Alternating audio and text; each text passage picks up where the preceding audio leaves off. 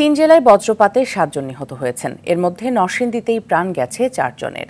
দুর্যোগ বিশেষজ্ঞ মোহাম্মদ মনসুরুল হক বলেন, জলবায়ুর বিরূপ প্রভাবে এবছর বজ্রপাত পড়বে। বাঁচাতে সচেতনতার বিকল্প নেই। এদিকে সকালে রাজধানীতে গুঁড়ি গুঁড়ি বৃষ্টিতে তাপমাত্রা কিছুটা কমেছে। আবহাওয়া অফিস ঢাকা, চট্টগ্রাম, সিলেট, রংপুর, বরিশাল ও ময়মনসিংহ বিভাগে ঝড় বৃষ্টির পূর্বাভাস দিয়েছে। রুহুল আমিন তুহিনের রিপোর্ট।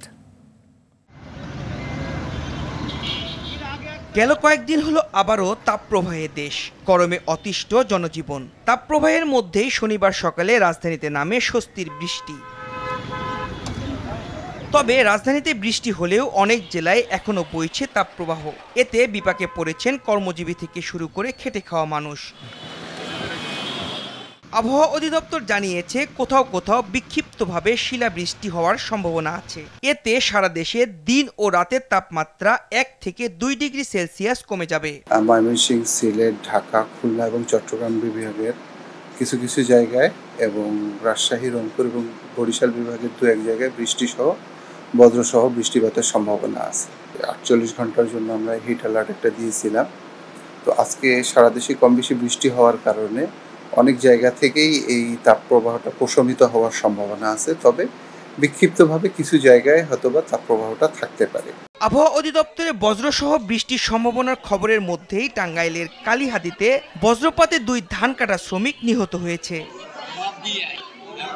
তীব্র তাপদাহে অতিষ্ঠ জনজীবন। কয়েক দশকের চেয়ে এবার গরম ভেঙেছে অতীতের সব রেকর্ড, যার অন্যতম কারণ অপরিকল্পিত নগরায়ন আর বৃক্ষনিধন। দুর্যোগ বিশেষজ্ঞ ও গণমাধ্যম ব্যক্তিত্ব মোহাম্মদ মনসুরুল হক বলেন, উন্নত বিশ্বে বেশি কার্বন ডাই অক্সাইড নিরসনের ফলে ক্ষতির মুখে পড়েছে বাংলাদেশের মতো দেশগুলো। গ্লোবাল ওয়ার্মিংয়ের কিন্তু আমরা সাফারার। দায়ী দেশগুলো কিন্তু বেসিক্যালি উন্নত দেশগুলো, আমি একটু আগে বলেছি। সো এই জায়গাটা থেকে বাংলাদেশের আসলে করণীয় যদি বলেন তাহলে বলবো যে বেশি করে গাছ লাগাতে হবে, বৃক্ষরোপণ করতে হবে। প্রকৃতি যেভাবে স্বাভাবিক নিয়ম প্রকৃতির, ওটাকে ওই স্বাভাবিক নিয়মই তাকে রাখতে হবে।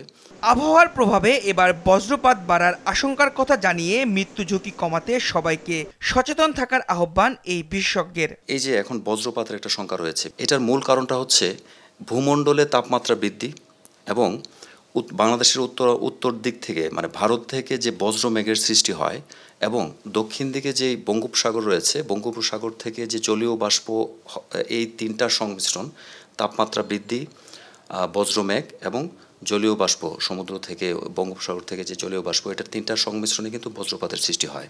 এই বছর বজ্রপাতের সম্ভাবনা অনেক বেশি শুরু হয়ে গিয়েছে। এপ্রিল, মে, জুন পর্যন্ত বা জুন, জুলাই এই সময়টা তো প্রচণ্ড রকম বজ্রপাত হতে পারে।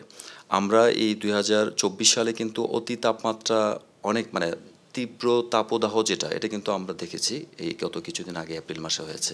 সো এটার প্রভাব কিন্তু বজ্রপাতে যাবে। সো বজ্রপাত এই বছর বিশেষ করে 2024 সালে অনেক বেশি বজ্রপাত হওয়ার সম্ভাবনা রয়েছে।